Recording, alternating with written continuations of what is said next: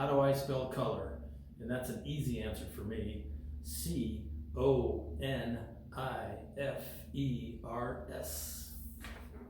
Conifers. How did I get into conifers? Let's backdate it a little bit. Back when I started in this business at Union Farm and Garden in 1987, that's 35 years, coming up in March, I remember carrying a few fun little conifers here and there, and my mentor, who still comes into this nursery to this day, says to me, keep doing what you're doing. Nobody in town is carrying the conifers that you started to carry. So I took that to heart, and I really started searching fun conifers that were hardy for the Boise area. So for 35 years of me bringing in conifers through 3 different nurseries, I gotta say it is a pretty fun plant to look for. There are so many different styles, so many unique colors out there. The endless supply is outstanding. I'd be willing to bet that you will not find a better conifer collection in the Pacific Northwest than what you will see here at FarWest after many years and a couple of buyers bringing plants in. To really talk about 10 after 35 years of doing this is gonna be kind of tricky. I will do probably 10 or 11 or 12 of what the new generation is coming up. Some of the varieties that I brought in 35 years ago aren't even in the market anymore. A lot of them are still in my yard, but I can't get you my address because you'd probably come over with a shovel. So we're gonna talk about a little bit about the soils and about the sun as we go through the lists on them. And then at the end, I'll try to do a recap, and we will start off with red. Red doesn't really exist per se in a conifer. However, the next favorite color in a conifer is blue. Everybody seems to want blue. A lot of those would be in the spruce families, which are kind of pokey. But if there's a soft blue, then that would lead you into a white fir, also known as a con color fir. So one of my favorites is the compact white fir. It is soft, grows in a beehive / haystack look.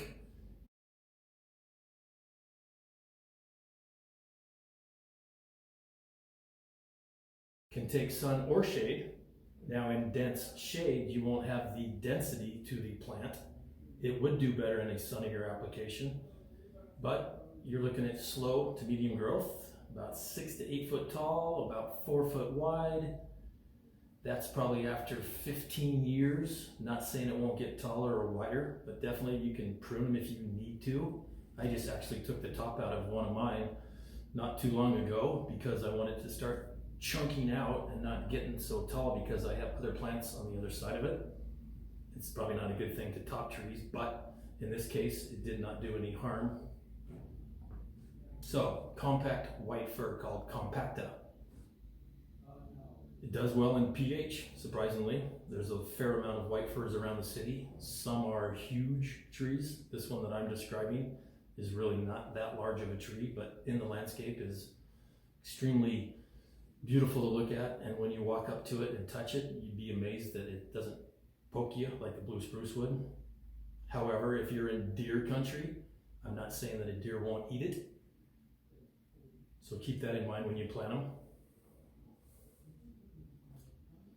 Another beautiful fir is the Columnar silver fir.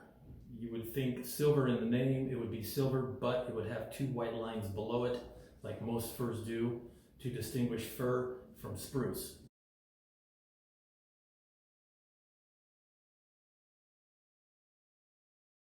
Good drainage is necessary on Columnar silver fir. A friend of mine who lives off of Highway 21 by Shakespeare has one on the west side of his house with permabark below it, and it looks really good. Now, the first year he planted it, a deer came by and munched it, but it is recovering. But that is a showstopper, especially from a distance. The dark green foliage, that is extremely soft as well. You're looking about 16 feet tall, 4 to 5 foot wide over time. Definitely a collector's plant. Used to have one in my yard, took it out, long story, but that's the way it is. So that's 2 firs. Third fir, Nordmann Fir. A lot of times people see them as cut Christmas trees here in the Christmas season. We actually have some coming in that will have roots on them and you can actually grow in your yard. There is actually one up State Street, just pretty close to the West Side Drive-In, I believe, right there. come back a little bit, same side of the street. Might be easier to see it if you're walking down the sidewalk, but that one has been down there for 7, 8, 9 years. Beautiful tree. We're talking extremely formal from a distance. Again, true firs will have the white lines below the needles. One way to tell spruce from fir. A lot of people do get them confused, but you touch them, it's soft, more than likely it's a fir. Unless you're touching a blue spruce when it's in its new growth, which is always very soft, but the white lines below the needles always distinguish fir from spruce.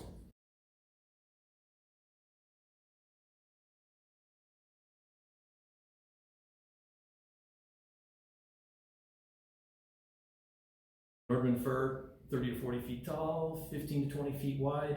If I had more room in my yard, I would love to put one of these in, but I don't have the room. Another one, kind of rare, kind of hard to find. I've seen it only in one spot. It's Hupp's Pillar Columnar Nordmann Fir. So if you don't have a room for a 30 to 40 footer, you can get a couple of these, or one, Hupp's Columnar Nordmann Fir.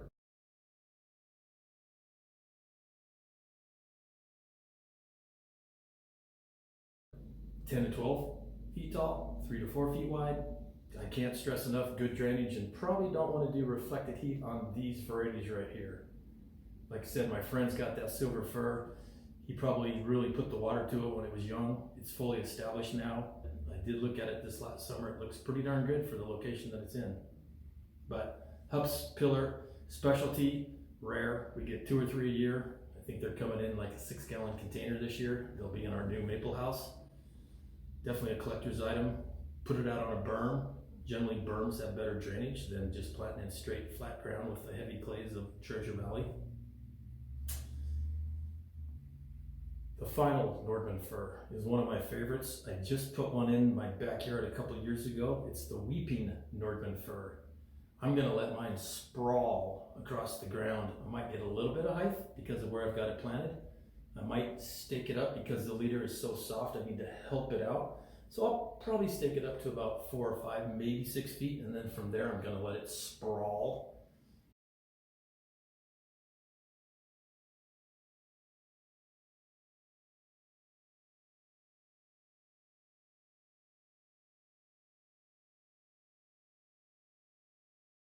So the Weeping Nordmann's pretty unique. Don't see a lot around. Most things that are weeping, if you can find a branch in the center and stake it up, if it's in a narrow spot, you probably want to get some height out of it. If it's on an open berm and you don't want any more height, if it ever develops a leader, you can take the leader out. These are stunning trees, beautiful habit, great winter interest when the deciduous trees in the city are dormant. I love to drive around and just look at the conifers that are around the city that are hidden. A new up-and-coming columnar tree for the vertical footprint. The columnar white spruce called Montrose Spire. I'm hoping that more growers in Oregon start growing this one because number one, it's extremely hardy. It's a grayish blue cast. They are kind of prickly needles, which means deer are probably not going to eat them.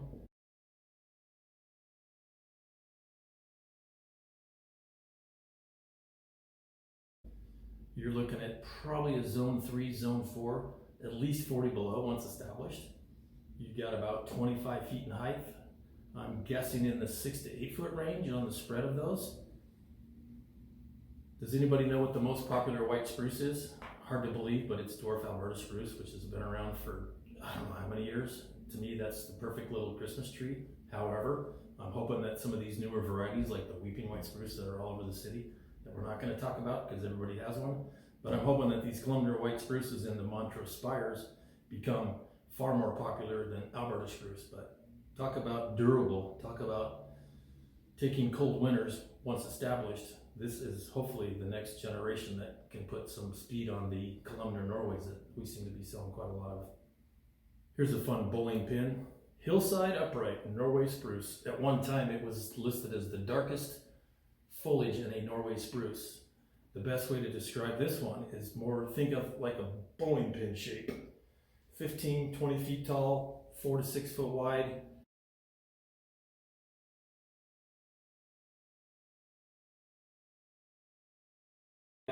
cross it with a bowling pin and a saguaro cactus and kind of get that unusual, somewhat open towards the top part of it, but something that's not bad to put 5-6 feet off your house if you wanted. You're still going to get that height. I can't say that it'll get as tall as a 2-story house, but it's definitely going to come a little bit above the top of a 1-story. Generally, Norway spruce varieties are extremely hardy. A lot of those are listed as zone 2s, zone 3s. We've been selling these in the 3 nurseries I've worked at for many, many years. The weeping Nordmanns I've seen around for 20 years. Columnar silver firs we've had for a huge length of time. Compact white firs, I've seen them in friends' yard. They've been through a lot of cold winters. They tend to stack up pretty good with the heavy snow loads that we just had. A lot of these though, if they're young and we get a lot of heavy snow, it's never a bad idea to go over gently with your hands, try to knock the snow off of them. A lot of plants can be ruined when they're young by the heavy snow that lays on them all winter long. There's so many footprints in my backyard. I love virgin snow in the backyard, but there's so many conifers that are just getting buried that I have to walk out there and knock it off so I don't ruin the shapes of them. Deodar cedars, a lot of gold ones around. Of all the conifers we sell here, in my opinion, the true cedars are probably the least hardy in this valley because of our unusual winters, which we haven't had one in a while. But ice regan, spelled a little bit different than most people would think, but it's E-I-S-R-E-G-E-N, ice regan, Deodar cedar. It's actually a blue tint. It's going to probably rival Carl Fuchs. They're extremely popular in this valley.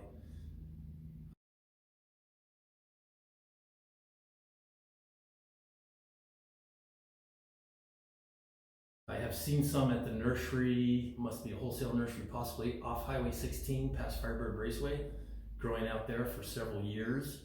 The seeds were collected for these in the Himalayas. A lot of the true deodars or cedars were collected in the Himalayas. So if you see it on Highway 16, I'm guessing that's got to be a pretty durable plant. You're looking at 30, 35 feet tall, 12, 15 feet wide. You have a blue tint in the spring. A lot of times that blue tint will kind of dissipate a little bit with some green tones through the summer. They're probably not going to be as large in height and spread as the golden deodars are, but definitely blue, getting back to people's favorite color in conifers, blue. That's a nice look. I'm thinking this one could be one of the future. We've got several sizes coming into the nursery this year. Back to spruce, Oriental spruce. Love Oriental spruce. Petite, dark green, short needle. We've been bringing quite a few varieties of Oriental spruce over the years. Kind of limited this season of what's available, and there's still a shortage of conifers and trees and shrubs probably for the next few years, but we were able to find a pretty nice one called Early Gold Oriental spruce.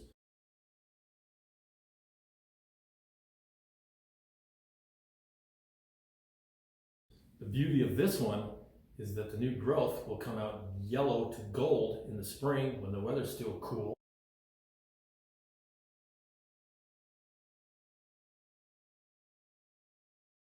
And before the heat hits, you'll go back into a dark green. So you've got about 4 to 6 weeks of tips that are bright gold to yellow. Again, beautiful trees, very formal, not a lot of care involved. 20, 30 feet tall, 12, 15 feet wide. Again, mid-sized tree, but something like turning on a light switch in the spring and having your needles be bright gold. Who doesn't love gold? Good tree. Definitely looking forward to seeing some of these. Not huge heights in them. 6 foot maybe would be about the tallest on these, but something that we haven't carried yet, but we've had several varieties of Oriental spruces over time. If you don't like gold, there's one called Atraverescens.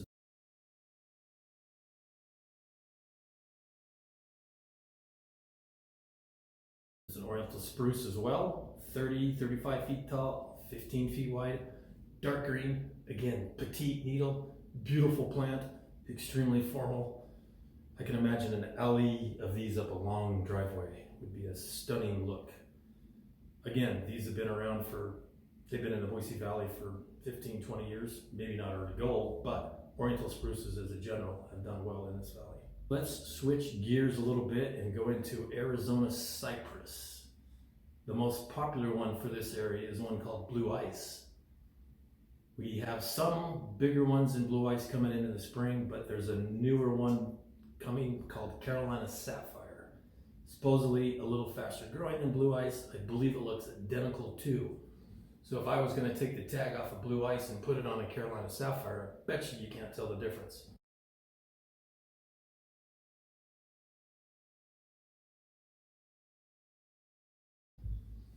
These have been around, again, 15, 20 years in the valley. I've seen some pretty good sized ones. They love the heat. They do well in drought. They do not like wet feet. And if you brush your hand on them in the spring, they actually have a nice cologne to them. It kind of smells like Stetson in a way. But if you put your hand in there the wrong way, there's some sharp little barbs that come off the stems. So if you want to wear cologne, it might be better to just buy Stetson, but I love the smell of some conifers.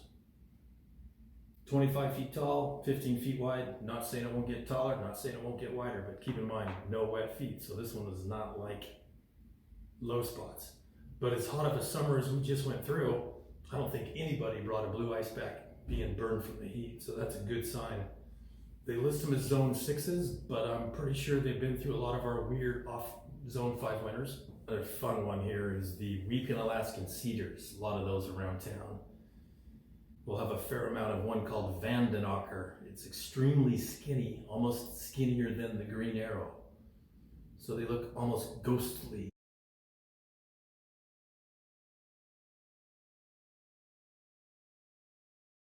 If I had more room, I would put 3 in my yard, but I would stagger the heights on a berm so you've got that natural look. We're talking 20, 25 feet tall, branches hang straight down, 3 to 4 feet wide. That's pretty darn narrow for a conifer. If you wanted to put it close to your house, you could get away with that. I wouldn't go too close. I wouldn't go any closer than 5, 6 feet off the house corner. Compact gem, Bosnian pine, dark green. Similar to the look of an Austrian, but a lot denser. Bosnians, slower growing than Austrians, but then again, dense. If you're going to want to use this to block a neighbor.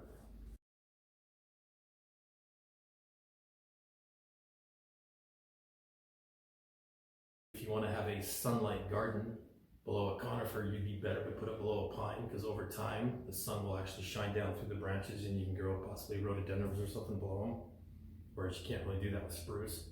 But compact gem, dense, beautiful plant, heat, cold tolerant, 15 feet tall, 6 to 8 foot wide. It's been tried and true. Good zone 5 plant. I've seen them in Oregon in friends' yard. They are beautiful plants. I would love to have one in my yard. Let's jump in a little bit to the deciduous conifers. Peave minaret, deciduous conifer. Looks like a telephone pole when it first starts out. When they come into the nursery, a lot of the people unloading the truck say, "Hey, Rick, you need credit on this. There's no branches on it."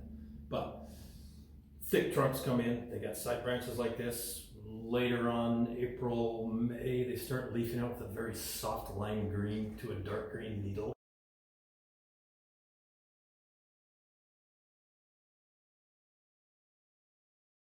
So deciduous conifers are cone bearing, but yet in the fall, drop their leaves. Sometimes you can get into that russet fall color, potato comment from last time. Sometimes you can get a little orange tint to them, but the winter appeal of the tree is beautiful. Like I said, peave minaret is extremely skinny when it's young. As it gets older, probably 25, 30 feet tall, might get 8 feet wide. Could be possibly wider if it's in a damp area. Typically, bald cypresses can grow with wet feet. I wouldn't start them off in a wet spot, but let them grow into a wet spot.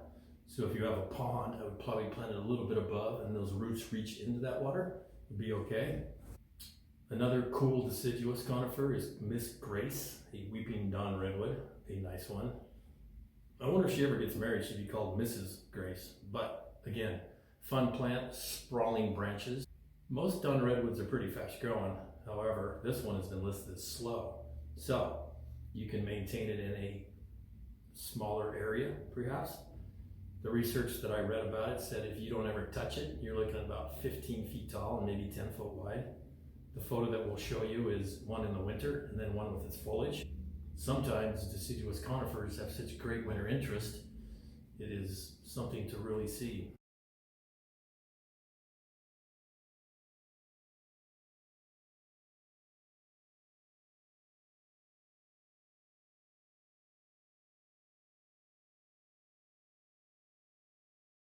fact that it kind of grows slow. You can maintain it, you can thin it, you can prune it, you can create fun branch angles. Don't be afraid to prune them. As they get older, the bark gets rustic red and peels away a little bit. Those are my top two, definitely, of deciduous conifers that I would definitely seek out, and I know they do very well in this area. With all the heavy snow we had this year, a lot of the soft-needled pines in the globose shape, I noticed the snow kind of ruined the habit of them. As we talked about earlier about knocking the snow off your plants, this one here I didn't even have to touch. Globosa blue spruce. Blue color, obviously with the name. Pokey.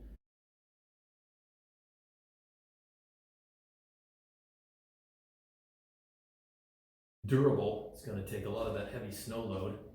You're looking at 4 foot tall and wide, rounded off canopy on the top. I have seen some 6 foot tall and wide. When I first started at Union Farm and Garden back in the 80s, there was one planted in the ground that was over my head, and I'm 6'4". So a lot of information says 4 by 4. That's probably within a 15, probably possibly older amount of time, but 25, 30, 40 years in the ground, you're going to exceed that 4 by 4. You can see them 6 by 6 or taller. You can prune them, you can pinch them, whatever you need to do. And everybody's favorite word, but I'm going to throw this one out there, is a juniper. But it's Tolson's blue weeping juniper. So imagine branches upward, cascade back down. Not your cylindrical that you want to hide your neighbor, but Tolson's blue weeping junipers.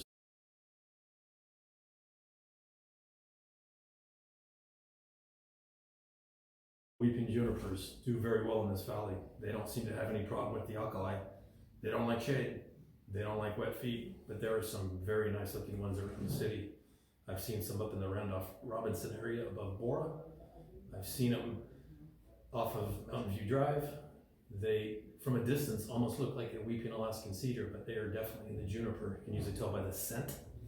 And if you ever want to make gin, you can make gin out of junipers. So 20, 25 feet tall, 12 to 15 foot wide. Something kind of nice if you like that graceful look and you've got a really dry, hot, drought-stricken area. These would do very well. Back to the drought. Good watering on plants is always essential. A lot of times people ask for, hey, I need something in a dry area. Then I have to explain to them, once you get that plant established, it can go longer periods without water. However, it needs to be in the heat of summer, probably watered, at least deeply soaked, at least once a week. That's my list. Those are what I would have in the next 10 years in my yard, definitely. So let's talk a little bit about sun and shade. Ones for the shade would be the firs that I listed. Pines do not tolerate shade. I've seen a lot in my yard that have grown into the shade because the trees above them.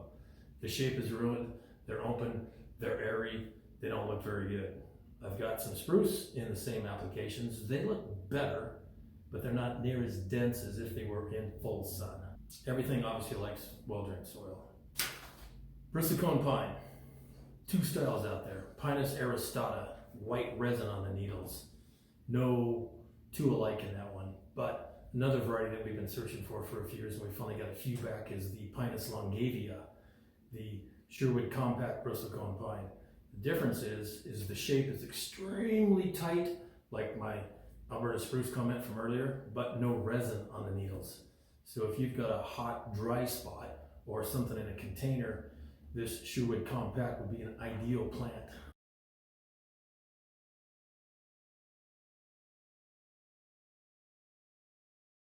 Extremely slow growing, 6 foot tall, 4 foot wide, perfect shaped conifer, great plant. Like I said, we've got a few coming in. They're about 2 foot tall. We didn't have any last year or the year before, so definitely check us out for those. So another subject I think we need to touch about is a lot of these plants that come into the nursery are going to have burlap sack on them, which means they were growing in the ground in Oregon. They dig them up, they put a burlap sack on it to hold the root system together. They ship them to us. We handle the B&B very carefully by the twine, and then when our guys go out to plant it, they always pull it out of the pot by the twine, not by the trunk. There's a lot of people that want to take the burlap all the way off the root ball. We suggest that they not do that, because if that root ball is extremely damp, which it usually is in the spring coming from Oregon, I tell them it's like taking a diaper off a baby. That root ball could disintegrate, which would pull all the little roots off. So my idea would be to, once you've got it planted in the ground and you can plant it so that the root is slightly above your grade, you definitely want to take the twine off around the trunk. A lot of growers are famous for putting twine on the trunk and then the burlap, and then they twine it again. If you don't get that off within a 2 or 3 month period or sooner, you could girdle that trunk. Once that trunk's girdled, it's just a slow decline. The burlap, I peel it back, I cut it off, I leave it on the side, I leave it on the bottom. It's disintegrated pretty quickly below the soil. The roots, I guarantee, will go right through it. Some of the wire cages, another theory. If you've got your hole wide enough, once you've got that in with the wire cage, you can bend that cage down so that the roots can work their way to the side. You just don't want to damage the root balls. If they fall apart, that 10-year-old, 15-year-old tree could suffer by losing its roots. So, B&B trees, heavier soil within that burlap sack, you want to make sure that you keep it relatively damp as the tree starts to grow. You don't want to let those dry out too long between waterings, but you definitely don't want to water those every day. If they dry out between waterings, sometimes that clay can turn to heavy concrete and the water's just not going to go through the root ball.